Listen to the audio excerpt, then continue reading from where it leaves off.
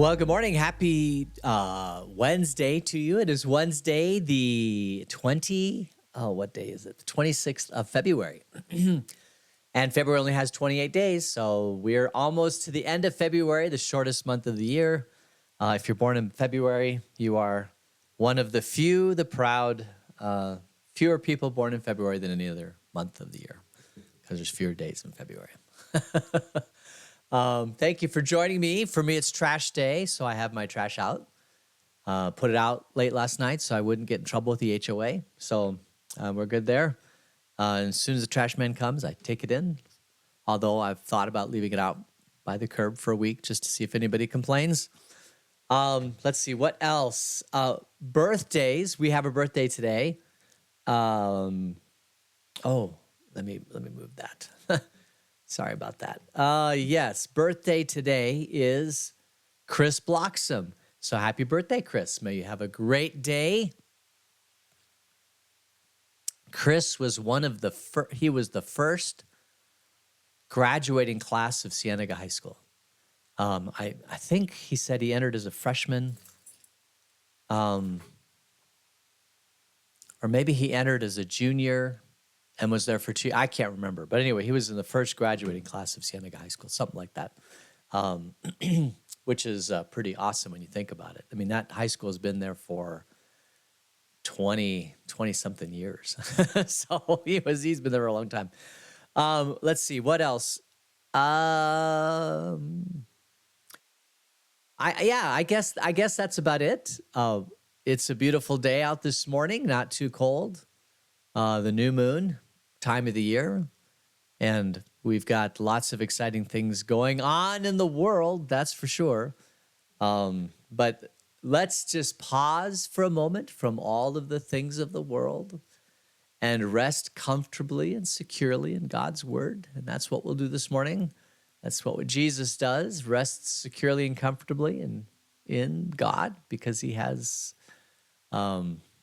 trust that even the winds and the waves obey him. All right, so let's get into our story this morning, and we will be in Mark chapter 4, beginning at verse 35.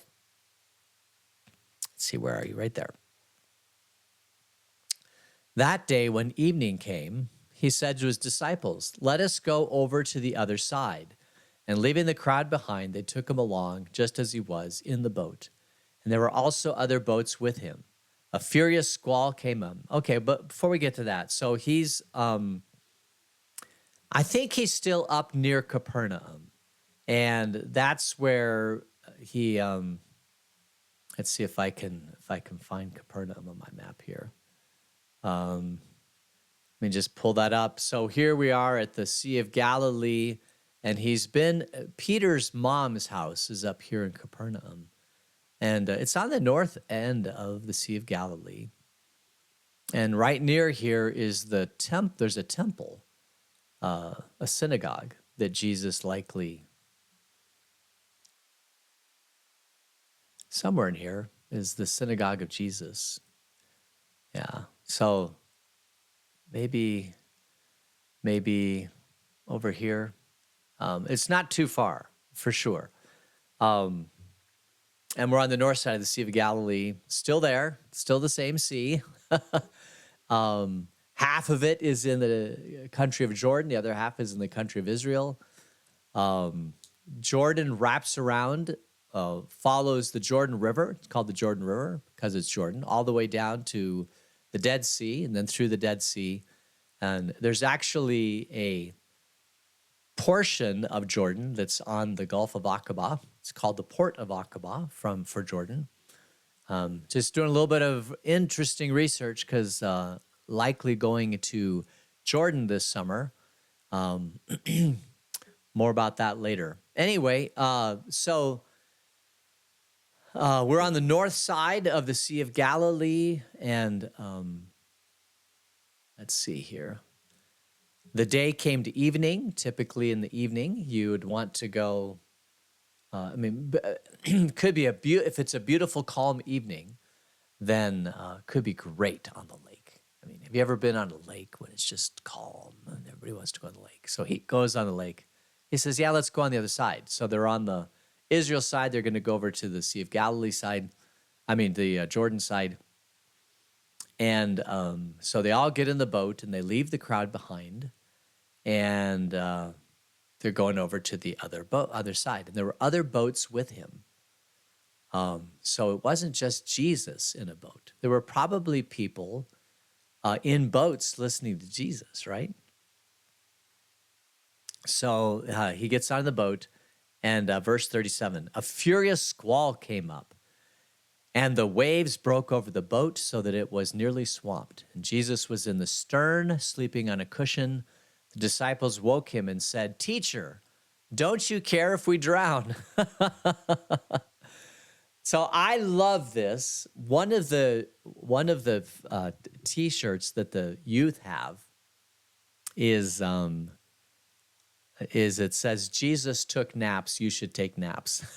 And they have this T-shirt, I think, because they know that I am a napper and have always been a napper. Pretty much what I found out, this all started when I was an engineer, and I would work early in the morning. I would get up, I would drive to the office, and I'd work until about noon or so, and still had plenty of work left to do. So I'd go home and take lunch, and I'd go back to the office, and I was just so exhausted. By about 1 or 2, I would just get, you can only work about 10 hours before your brain just shuts off. And so what you do in the engineering world is you boil a pot of coffee and you start drinking that coffee. And I was getting to the point where I might have 10 or 15 cups of coffee in the afternoon just to have enough energy to get to the rest of the day. And this was my life for a period of time. And I realized that was probably not healthy. So if you're tired, why not take a nap? So I started going home and taking a nap. And it was, just a 10, 15-minute nap. That's about all I've ever been able to nap. Although the older I get, I can stretch it to 20 minutes, maybe even 30 minutes. Not often, though. It's usually about 15, 20 minutes. And the interesting thing is you wake up from that and you're refreshed, like totally refreshed. Whatever problem that you were trying to solve, because sometimes I was in the middle of a problem, I just couldn't solve it. It's like it magically appears. There's something about when you wake up that you're fresh, and it's just like, I don't know, it's a reset on your day. It's like turning your computer off and then restarting it again. It's like fresh, all the viruses are gone and things like that. So I just got into this habit because I literally lived half a mile from where I worked to where the house was in Phoenix. So I would go home, have lunch, take a nap, refresh, go back to the office, and I could work till 6 o'clock. I'd have another 5 or 6 fresh hours on the day. So it was very easy to put in, a 15-hour day that was productive, because otherwise, it's just not productive. Everything after, once you start getting tired. So I've just always done this. It's been part of my life. And it may seem counterintuitive, but that's just my whole life. I've been that way. Anyway, so Jesus took a nap because all the rest of the disciples are like, we can't sleep. There's a storm going on, or there's a threat of a storm coming, because it's not like it. Although I have heard that it can come up rather quickly on the Sea of Galilee. I think Jesus knew a storm was coming, but he didn't care. He's like, yep, I'm tired. I'm just take a nap. And the rest of the disciples are living in fear. And that is one of the things about, taking a nap, is if you've got a lot of worries of the world in your life, it's hard to take a nap. It's hard to sleep at night, let alone take a nap during the day. As I know, because sometimes I would have worries that were greater than my ability to nap. And of course, you shouldn't worry. None of us should worry, because Jesus is large and in charge. Anyway, so this furious squall comes up, and the waves broke over the boat. Jesus is in the stern of the boat. There's the bow of the stern. There's the bow of the boat in the front. The stern is in the back. I don't know if this was a covered stern, but he's back there on a pillow. The left side is the port, and the right side is the starboard. So those are the four directions when you're on a boat. The way you can remember it is a red sailor left port one morning.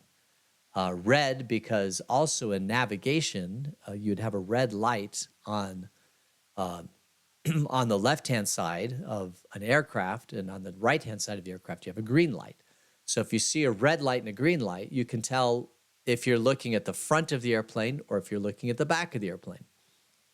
And so that's the little mnemonic that you memorize is a red sailor left port one morning. So red is left is port. And this also tells you how you travel around a lake, right? Because you want to have how you park your boat on a dock, right? You park your boat on the port side. All right.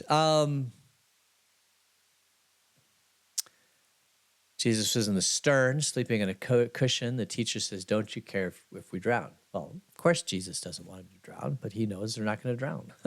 He's sound asleep. He can sleep through anything because Jesus took naps. You should take naps. Of course, I'm probably talking to a generation of people that do take naps. But anyway, all right. What does he do? Verse 39, he got up, rebuked the wind, and said to the waves, "Quiet, be still." Then the wind died down, and it was completely calm. And Jesus has power over nature. Now, we know this because he also has power over life and death. Jesus is the one who created all of this, the universe. He spoke and the universe came into existence. Of course, the universe obeys him. Just think about it. The molecules of that normally follow a pattern. So when we were in fluid dynamics in college, my fluid dynamics teacher showed us how fluid flows, basically. And he made the comment, and this was back in the 80s. He said, at some point, if you knew the energy and the direction of all the particles that are in the world, you could predict where they're going to go, the next direction, where they're going to go. And, everything's predictable. It all follows a pattern. And if you could just measure where everything is and how much energy and velocity and all that, you'd know where it's going to go next. He says it's all predictable, except when Jesus comes on, right? Then Jesus comes on and he tells a particle to stop doing what it would normally want to do and to stop in its place at this particular time, this location. Even molecules obey him. Or maybe he has a connection with all the molecules and he says, "You molecule there, you stop." And he has power over all this stuff. Not only does he have power over molecules, he can create molecules. He can take molecules out of existence. He is, it's just the ability and the power to do that is amazing. All right. So he says, he'll be quiet. And he said to the disciples, "Why are you so afraid? Do you still have no faith?" And they were terrified, and they asked each other, "Who is this? Even the wind and the waves obey him." In Matthew, he calls them oligopiste, which means little faith. "Oh, you of little faith." Here he says, "Do you still have no faith?" Jesus sees a connection to how you live your life and the fear you have with how much faith you have. Because I believe that the stronger your faith is, the less fear you have. So if you have fear in your life, simply build your faith. And faith is like a muscle. The more you use it, the stronger it gets. And where do you start your first faith journey? Well, you look at things that are difficult and you take that step of faith and you realize that God is with you even in those steps, and you build more and more and more faith. And I think a lot of the problems that we have in this world are for people who just fear because they have no faith. They're afraid of the future because they don't know that God holds the future. But the more you exercise your faith, the more you realize God's got it and he's in control. Does that mean you're going to be fearful about some things? No, of course you're going to be fearful because there are going to be things in your life that you've never experienced before.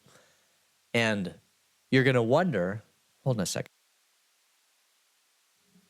You're going to wonder if God's going to be with you in that also. But if you look back through your life and you say, well, God's been with me up to this point and he's never failed me. And so of course you're going to have that experience in your life and your faith is going to grow. I believe that Psalm 1 talks about this. He says, blessed is the man, he's like a tree planted by the water. He shall not be moved, right? If you are a big, huge oak tree planted by the river of life, nothing can get you down. Nothing got Jesus down. My prayer for all of us is that we get to that point in our life, that no matter what, we know that God's with us, even at death, that God is there beside us, holding our hand, as we approach death and brings us into his eternal kingdom. Never lets go of us, right? And then the disciples say, who is this? Even the winds and waves obey him. That is the question. Who is Jesus? He does all the miracles. This is a miracle. It's not called a miracle, but it is a miracle. Who is he? I mean, that is the question. Who is Jesus? Who is Jesus for you? Who is Jesus for the Pharisees? Who was Jesus to the people that were listening to him? Who was Jesus to the disciples? I will tell you that the disciples came to believe that Jesus was the eternal Logos of God from before creation and created the world and holds the world in his hand, and that when we die, holds on to us so that we're with him forever. That's who the disciples believed Jesus was. And that takes faith. And faith, unfortunately, we don't have perfect faith. And there are times in our life when our faith stumbles. It's like the centurion that came to Jesus and says, if you can heal my servant. Jesus says, and he said, listen, I have faith. It's Jesus, I believe, but help me in my unbelief. It's like, I believe enough in you to know that you are the answer to all things, but there are times when I stumble too. And so, Lord, help me in my unbelief. And Jesus does. All the faith that we need in life, Jesus gives us. Because all the faith we need in life is the faith to know that he is God and that we will live with him forever. And he gives us that faith. All right. I like this story because of the naps. And it's also in Matthew chapter 8. But it's pretty much the same story. The men were amazed. What kind of man is this? Even the winds and the waves obey him. And that's the question we all have to ask. Who is Jesus? Who is Jesus to you? I'll tell you who he is to me. He's the creator of the universe, the love of my life, one of the loves of my life. And I will follow him. All right, we're going to go to the next chapter, which is chapter 5. And let's begin at verse 1. They went across the lake to the region of the Gerasenes. And when Jesus got out of the boat, a man with an impure spirit came from the tombs to meet him. This man lived in the tombs, and no one could bind him anymore, not even with a chain, for he had been chained hand and foot, but he tore the chains apart and broke the irons on his feet. No one was strong enough to subdue him. Night and day among the tombs and in the hills, he would cry out and cut himself with stones. So this is a guy, this is a scary guy. First of all, he's so scary that they decide to put him in chains. You think of, in modern day folklore, you have, there's all these things that we have that Hollywood produces. One of them is werewolves and vampires and all that stuff that don't exist, right? But it's fun to think about. And you got the vampire world and the werewolf world. And, the werewolf changes from a man into a werewolf at night at the full moon. So one of the things, if you love your werewolf, you chain him up so that he can't hurt anybody or hurt himself. But sometimes, right, they're so strong that they can break the chains. So you have to have stronger chains. Well, they had pretty strong chains back then. At the idea that they didn't have strong enough chains, this guy was strong.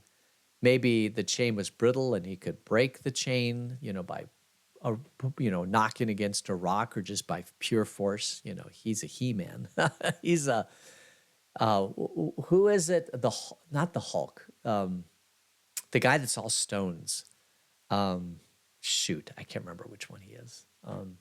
Incredible Hulk is green, and the guy that's all stones. I'm not into the Marvel universe as much on that side as I am on the Spider-Man side. That's my Marvel universe. Spider-Man, maybe Iron Man. Anyway, he's a strong guy. They chain him up and he can't get it. He can't get it. And night and day, he just cries out from the tombs. Poor tormented soul. And people hear him out there and they don't know what to do. They can't bind him. They don't even go close to him. Does he have nobody that loves him, or is everybody afraid of him? And can you imagine? He's obviously mentally ill or has something going on, but just, a lot of this stuff could be handled if people would just, love him, care for him, bring him into society. But he gets worse and worse and worse. Verse 6, when he saw Jesus from a distance, he ran and fell on his knees in front of him. He shouted at the top of his voice, "What do you want with me, Jesus, Son of the Most High God? In God's name, don't torture me." For Jesus said to him, "Come out of this man, you impure spirit." So Jesus sees this guy and says, "Impure spirit, get out of him."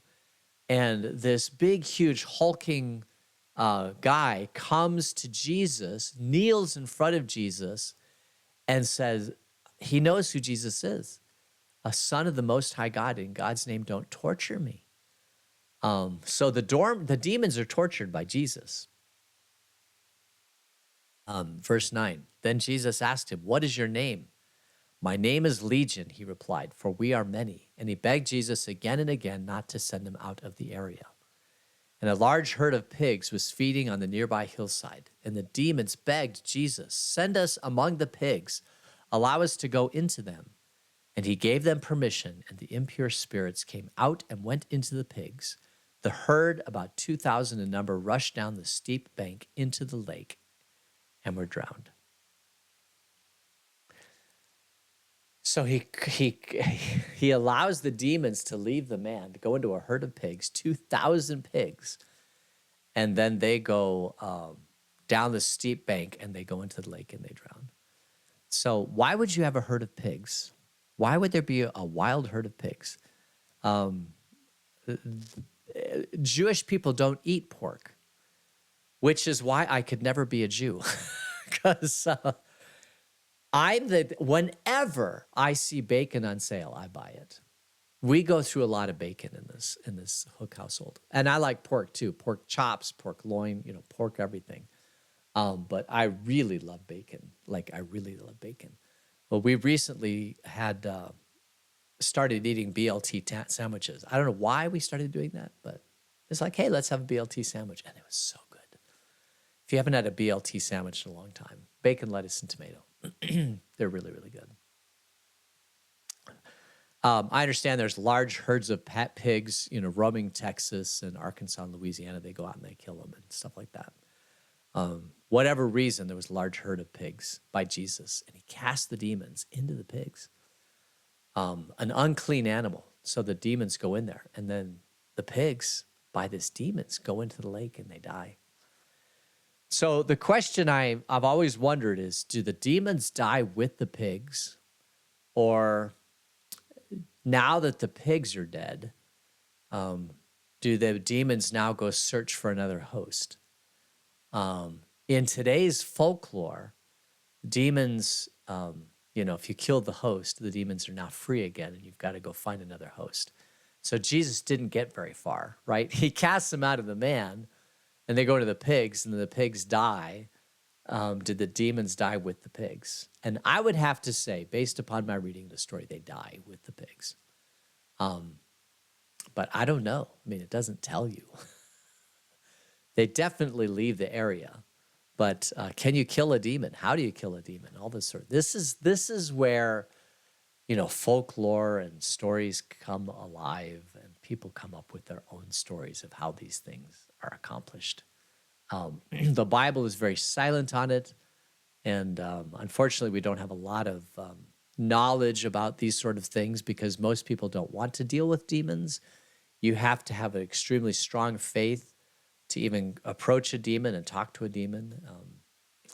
I don't live in this world, and I don't want to live in this world, but the world lives here. And yeah. Anyway, all right. So we'll leave it there. We'll find out tomorrow what the town thinks about all this, and what they think about Jesus.